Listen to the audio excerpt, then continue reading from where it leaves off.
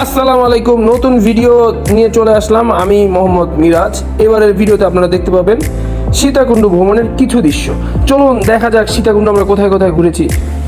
বন্ধুরা, এখন যেটা আপনারা দেখতে পাচ্ছেন, আমরা আসলে ভিডিওটা ঢাকা থেকে শুরু করতে পারিনি, আমরা সরাসরি একদম চন্দ্রনাথ পাহাড়ের উঠা অবস্থায় ভিডিওটা শুরু করেছি। তো আপনারা এখন যেটা দেখতে পাচ্ছেন সেটা হচ্ছে আমরা চন্দ্রনাথ পাহাড়ে উঠছি, সাথে আমার বন্ধু দেখতে পাচ্ছেন। আমরা অনেকজন গিয়েছিলাম, প্রায় 10-12 জন সীতাকুণ্ড ভ্রমণে গিয়েছিলাম। তো আমরা সীতাকুণ্ড পাহাড়ে উঠছি, আপনারা দেখতে থাকুন। আশা করছি আপনাদের ভিডিওটা অনেক ভালো লাগবে। এবং পাহাড় থেকে যে দৃশ্য দেখা যায় ভাই, আমি সত্যি বলছি, আপনারা যারা গিয়েছেন তারা তো জানেন, আর যারা যায়নি তাদেরকে আমি বলবো যে ভাই আপনারা একবার হইলেও সীতাকুণ্ড ঘুরে আসেন। এত সুন্দর ভাই, এত সুন্দর। আমার তো বারবার যাইতে ইচ্ছা করে। আপনাদের যদি আমার পরিচিতদের মধ্যে যদি আশেপাশে কেউ এমন হয় যে সীতাকুণ্ড যাইতে চান, আমার নিয়ে যান ভাই।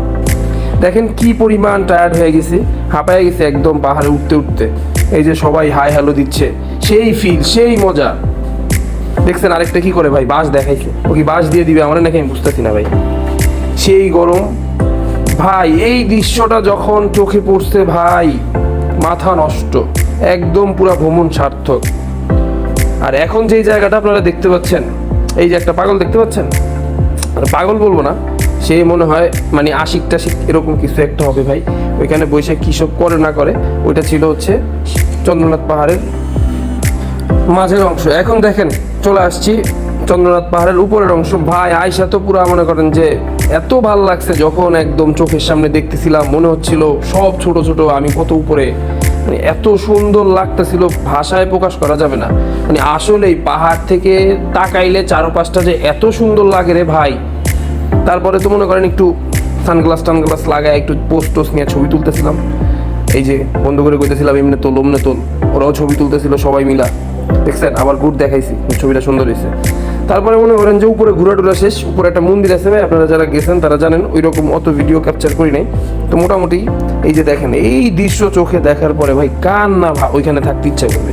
তারপরে অনেকক্ষণ ঘোরাফেরা করলাম, করে সবাই মিলে ছবি টবি তুলতেছিলাম। ঠিক আছে, সবাই ছবি টবি তুইলা মনে করেন যে মজা মাস্তি করলাম উপরে। আর আপনারা একটু ইনফরমেশন দিয়ে রাখি, ভিডিও চলার মধ্যেই আপনাদেরকে সীতাকুণ্ড ভ্রমণের ছোট্ট একটা ইনফরমেশন দিই।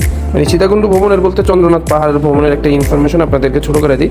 আমরা আসলে ঢাকা থেকে রওনা দিয়েছিলাম সায়দাবাদ থেকে বাসে করে, সেখানে আমাদের বাস ভাড়া বলেছিল 600 টাকা করে।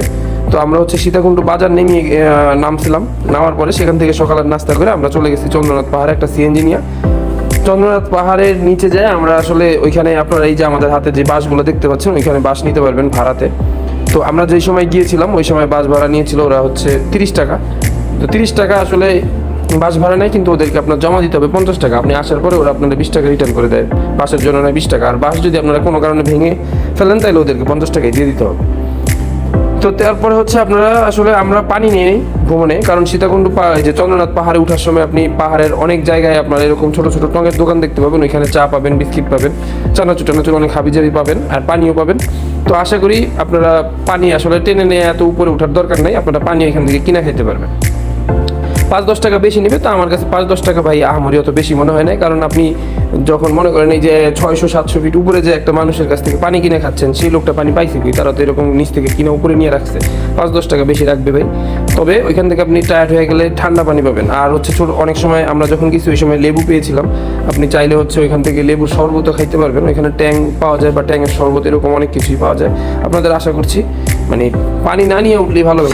যা দেখলাম মানে সব কর্মকাণ্ড হচ্ছে মানে কি বলবো, বলা ভাষা নাই। এই দেশে এইসব নিয়ে কথা বললে তো এই দেশে থাকা যাবে না। আচ্ছা, সেসব নিয়ে আমরা কথা না বলি। আমরা হচ্ছে এই যে আমাদের একটা ছোট ভাই, ওর কাছ থেকে জানতে চাই, ও অনেক কষ্ট করে উঠছে, ওর অনুভূতিটা একটু জানতে চাই। এই যে আমাদের একটা ছোট ভাই। হ্যাঁ, তোমার অনুভূতিটা হচ্ছে ভাই, আমরা যারাই অর্ধেক রাস্তা আইসা তারপর আবার ঘুরে চলে যান, উঠতেই হবে ভাই। মনে করেন এবারে জয় করতেছেন, উঠতেই হবে। ঠিক আছে, তুমি যে চূড়ায় উঠে যে নেই আসলা, পুরোপুরি যে চূড়া থেকে নামলা, এত কষ্ট করে গেলা, এখন তোমার কি মনে হচ্ছে? আমার মনে হচ্ছে আমি মনে হয় কিছু সময়ের জন্য চলে গেছিলাম অনেক উপরে, এবারে জয় করতে চলে গেছিলাম উপরে উঠে, এখন আমি নিচে নেমে আসছি। আমার ফিলিংস কি গুড? আমার ভালো লাগতেছে, হ্যাপি, খুবই ভালো লাগছে। থ্যাংক ইউ, আপনারা শুনতে পেয়েছেন, অনেক কষ্ট করার পরে এসে অনেক খুশি। হ্যাঁ, আজকে আসলে ফ্রাইডে হওয়ায় প্রচুর মানুষ, আপনারা দেখতেই পাচ্ছেন। এখন অনেক মানুষ আসতেছে, আপনার বেলা এখন হচ্ছে প্রায় 10টা, প্রচুর রোদ। এখন আসলে 10টায় ওঠাটা অনেক কষ্ট। আপনাদের সাথে আবার পরে কথা হবে, দেখা হবে। আমি বক্তব্য নিই না। হ্যালো বন্ধুরা, আমরা আবারও চলে এসেছি। এই যে দেখতে পাচ্ছেন আমাদের ভাই ব্রাদার সবাই মিলে আমরা পাহাড়ের চূড়া থেকে অলরেডি অনেকটা নেমে গেছি।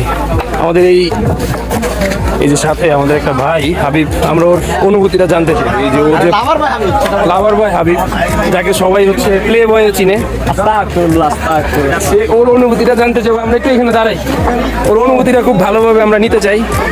ফার্স্ট অফ অল খুব ফেমাস আসলে হচ্ছে ওর কথা না বললেই নয়।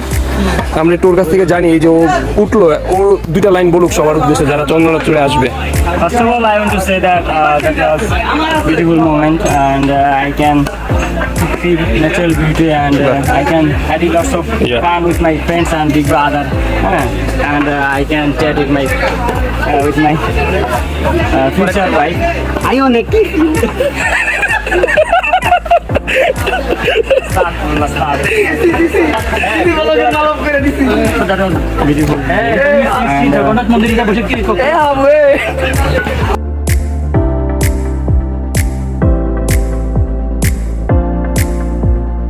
ছোট ভাইদের অনুভূতি জানছিলাম।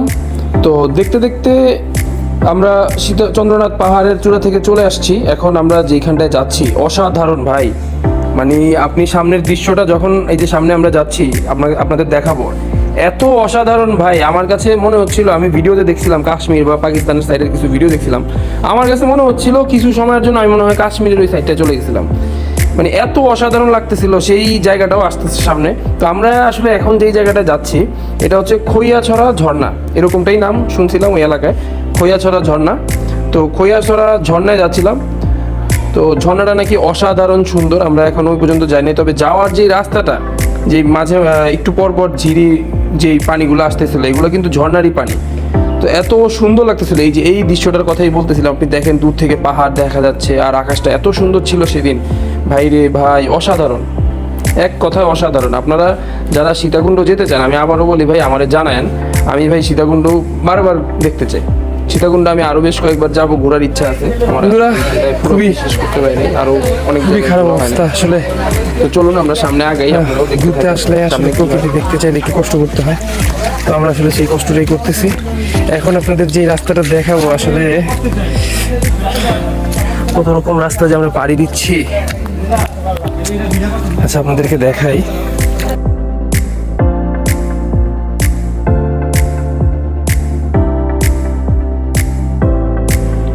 এখনো ঝিরির রাস্তা ধরে হাঁটছি, এত অসাধারণ লাগছিল রাস্তা।